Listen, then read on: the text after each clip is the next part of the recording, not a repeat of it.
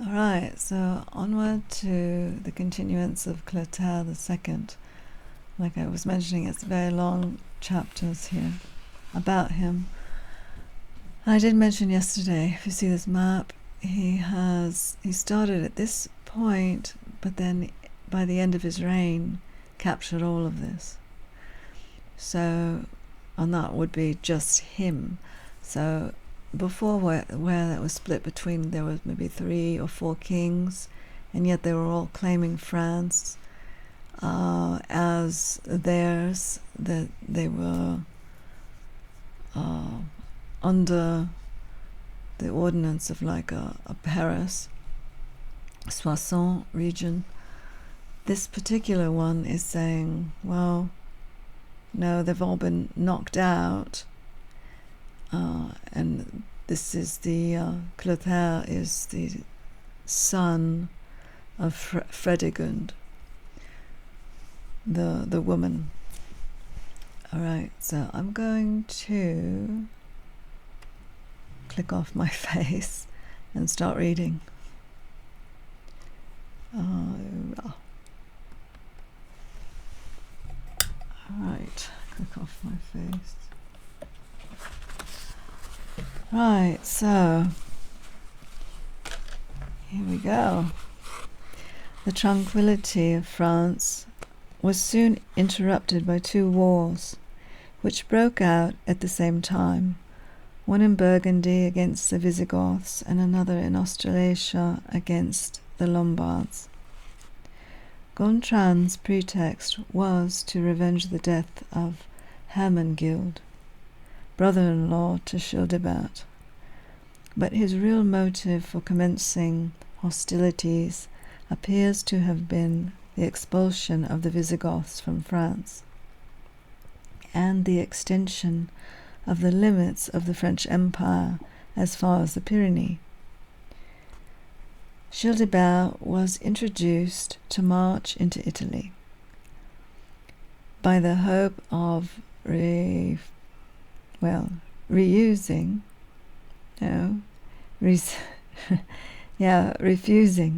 Ingonga. I don't know actually.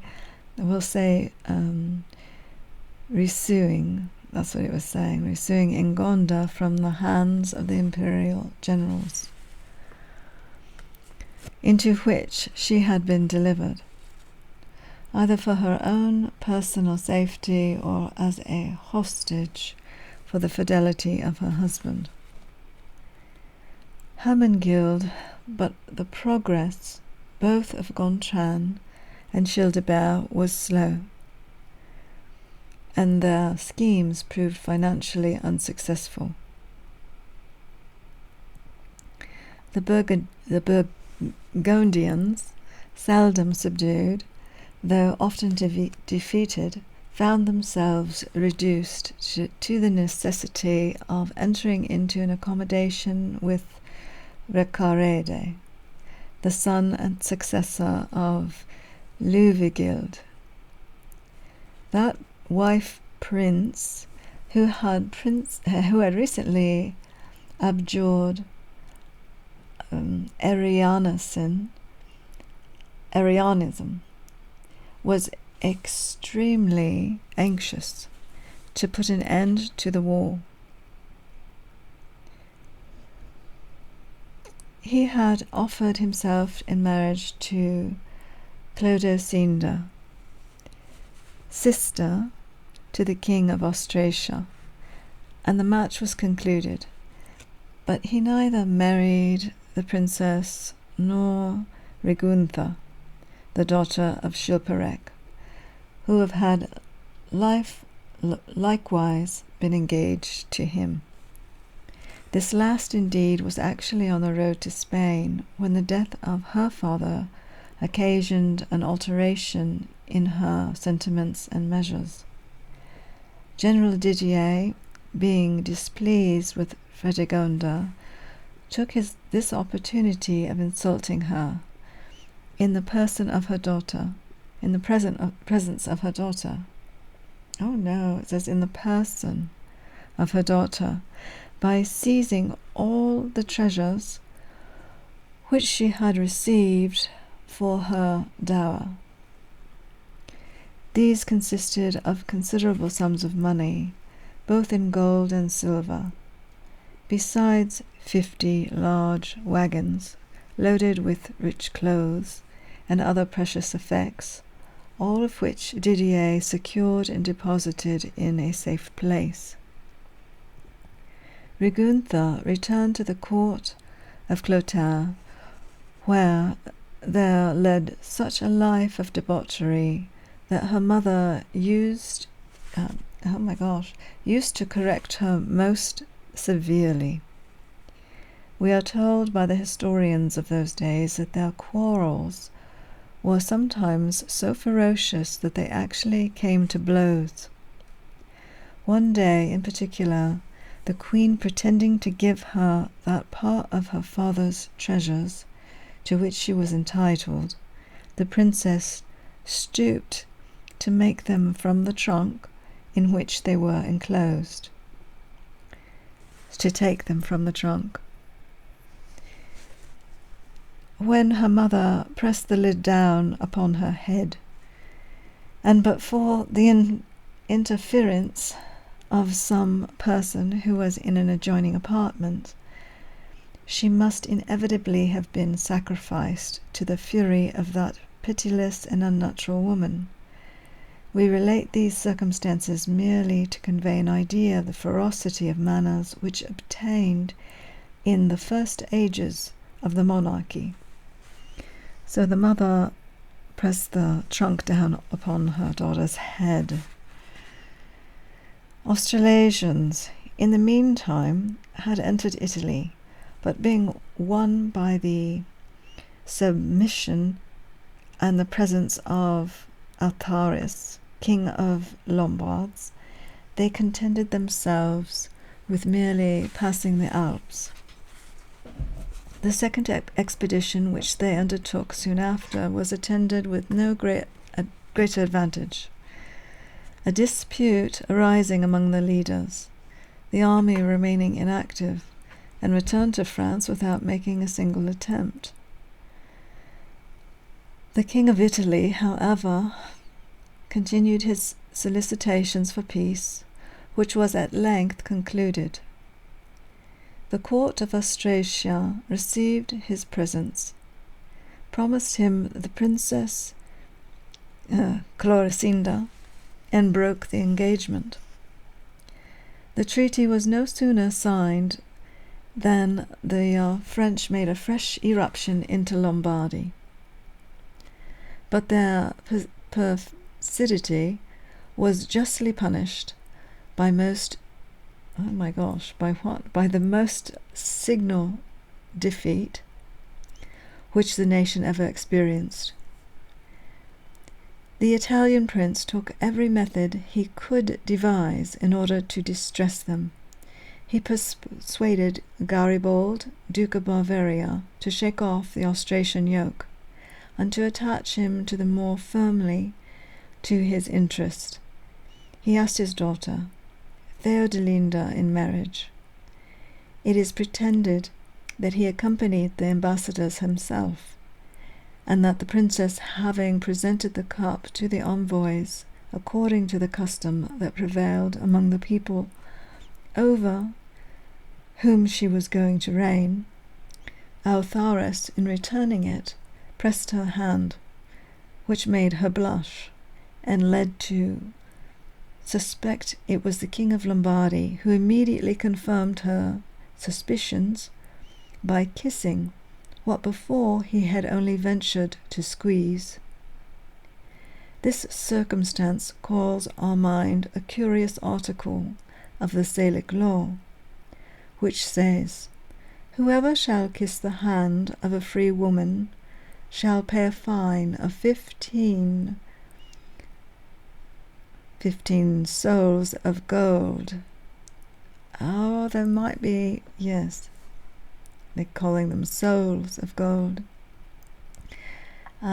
It must be owned that if the present age is more polished than that of the ancient legislators, it is neither so respectful nor so reserved. The defeat of the French only served to irritate their courage.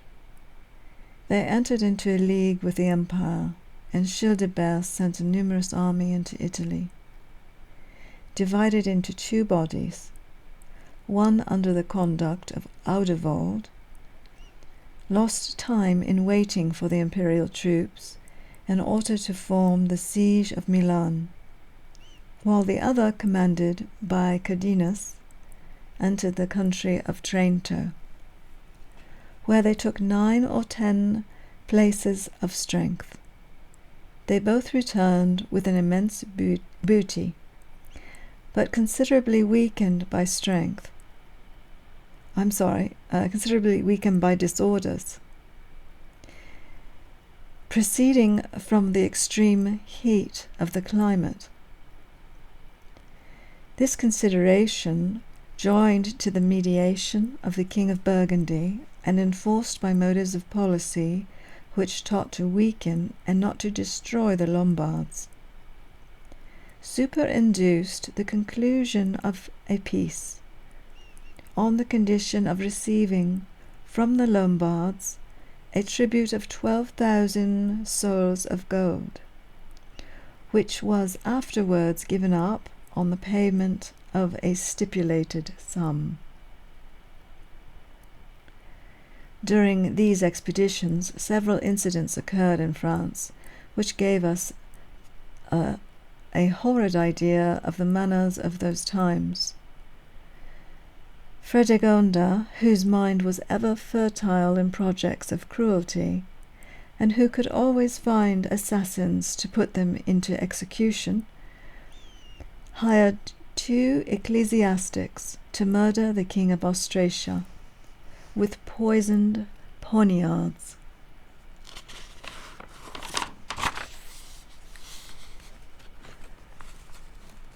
The wretches were apprehended at Soissons, and being put to the torture, confessed the crime they intended to commit. Even Gontran, the friend of Fredegonda, and the father, the guardian, the protector of her son, was not exempt from her abominable abominations. As he was going into chapel one day to hear Matin, he surprised an assassin whom she had sent there to poniard him. Another time he was going to receive the sacrament. A man advanced towards him, but either from remorse or conscious or respect for majesty, he let the poniard fall from his hand. He was immediately seized and confessed his execrable design. But having been taken in a church, he could not be punished, as if the right of sanctuary could be extended to the man who violates its sacredness by the most detestable parricide. The failure of so many diabolical attempts was insufficient to deter Fredegonda from persisting in her murderous efforts. Intrepid in evil, she appeared to acquire fresh from disappointment, and when one project was marred, another greater importance was immediately formed.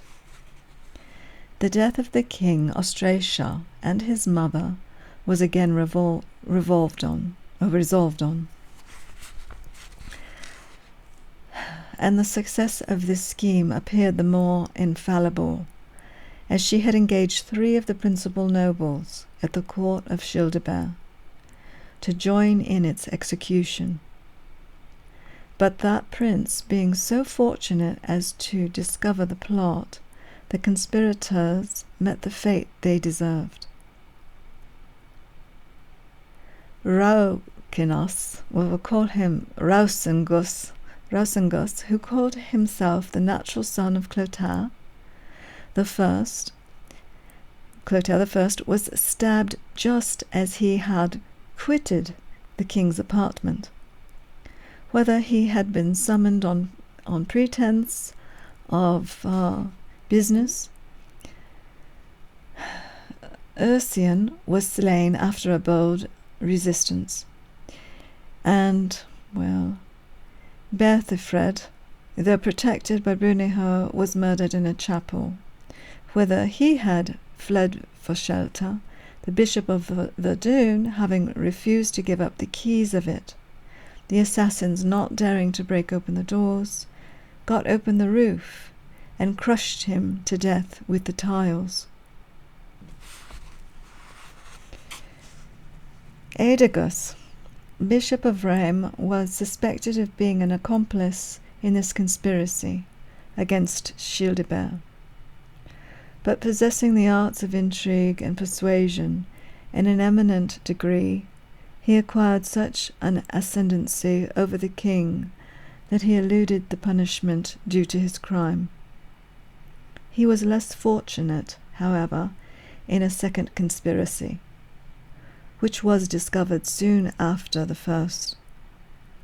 The leaders of it were the Constable Sunigiphilis, the Grand Referendary Gallus, and Septimina. Governess to Theodebert and Théry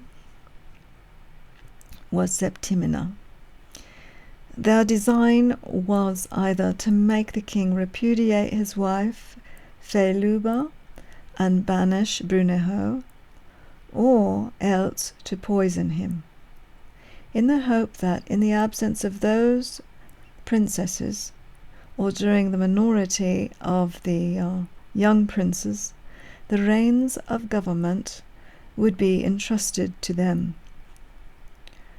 Childebert, averse to shedding blood, contented himself with depriving them of their places and sending them into exile. But the constable, having accused the Bishop of Rheims, Edegus was apprehended and committed to closed confinement at Metz. Some of the bishops, complaining of the impropriety of taking a prelate from his diocese on the simple disposition of a layman, the king, moved by their remonstrances, ordered him to be sent back, and at the same time summoned a council to assemble in his capital.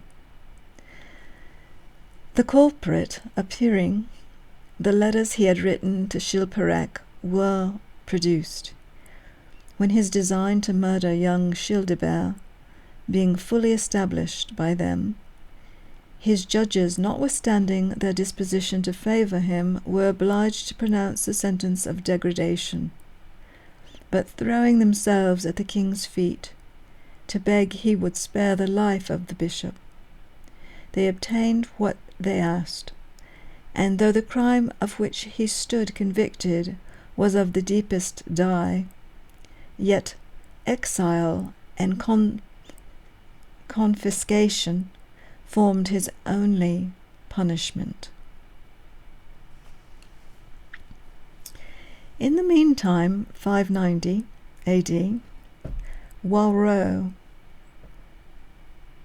it could be Walrock, Earl of Brittany, had, in the instigation of Fredegonda, made incursions into France on the side of Rennes and Nantes. Gautran sent Beppolini and Elvacharis to oppose him. The first, deceived by a traitor, advanced into a country full of defilés and marshes, where he was attacked, defeated, and slain. But the last was more successful. Encouraged by an invitation from the inhabitants of Vannes, he marched to that city, which opened its gates at his approach. Walrock, alarmed at the loss of so important a place, went to Elvacharius acknowledged himself as the subject and vassal of the French monarchs, swore eternal fidelity to them, and also bound himself by oath never more to bear arms against the King of Burgundy.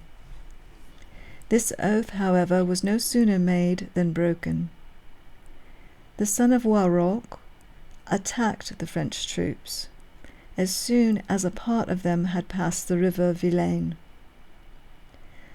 On their return home and throwing them into confusion, killed some thousands and took a great number of prisoners. Evarcharius, being suspected of maintaining a correspondence with the Earl of Brittany, was disgraced and received orders to absent himself from court.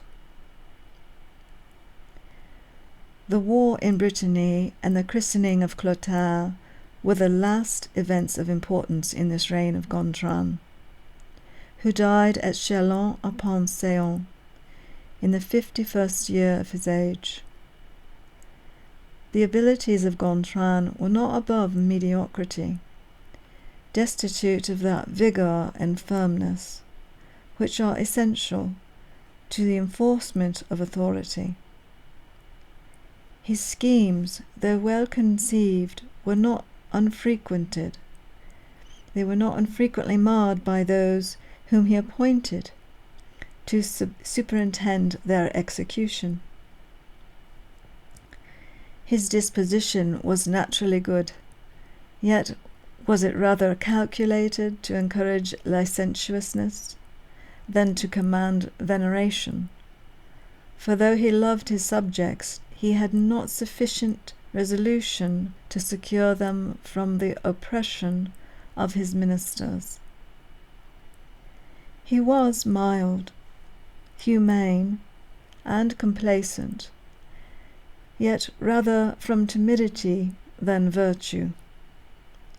In the moment of passion, it was dangerous to approach him, and in the first transports of rage,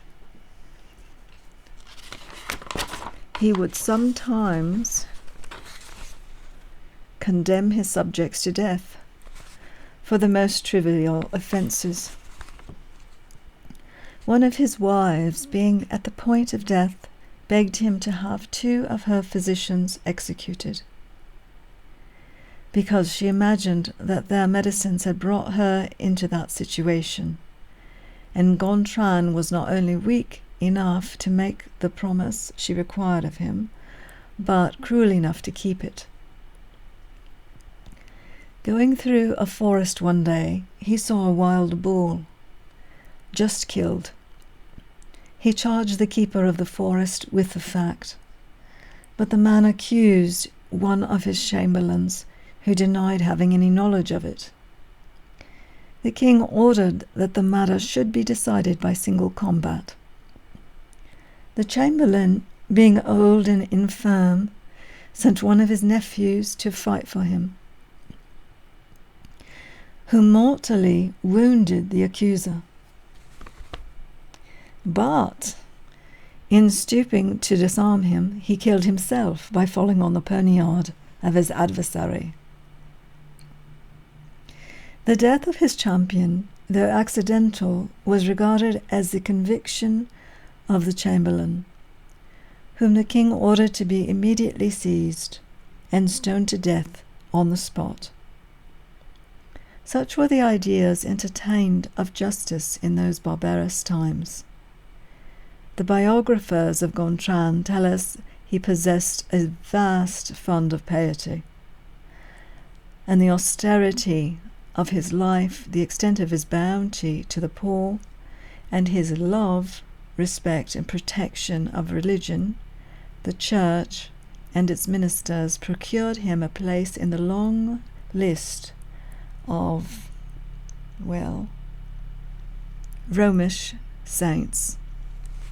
We'll call them Romish now. Romish saints.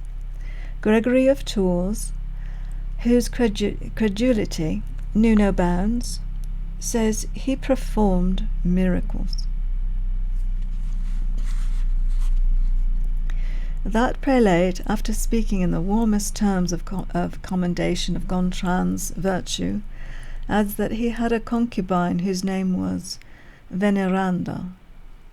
This at first appears strange and inconsistent, but our astonishment ceases when we reflect that concubinage, though now a term of reproach, was then a lawful union, which, though less soulman, was equally indissoluble with marriage. It was authorized by the civil law whenever the want of birth or fortune in a woman raised legal impediment to her marriage with persons of a certain rank. Although a concubine, therefore, did not possess the same degree of consideration in a family, with a wife of equal rank it was still an honourable appellation, very different to that of mistress and her children, according to the customs of the ancient French, were capable of inheriting whenever their father chose it. So, which one was best, to be a concubine or a mistress? Here it says, therefore did not possess the same degree of consideration. So I have a feeling the mistress was a little better of that one. Anyway, the First Council of Toledo formally declared that a man could only have one wife or one concubine, whichever he preferred. Saint Ilfadorus of Seville, the Council of Rome, under Eugenius II, and another council holden in the same city under Leo IV, expressed themselves in terms of a similar import. The subsequent declarations of the nullity of such connections did not arise from their being considered as illicit in themselves, especially when the engagement was formal and perpetual, but from the numerous abuses to which the want of solemnity gave birth.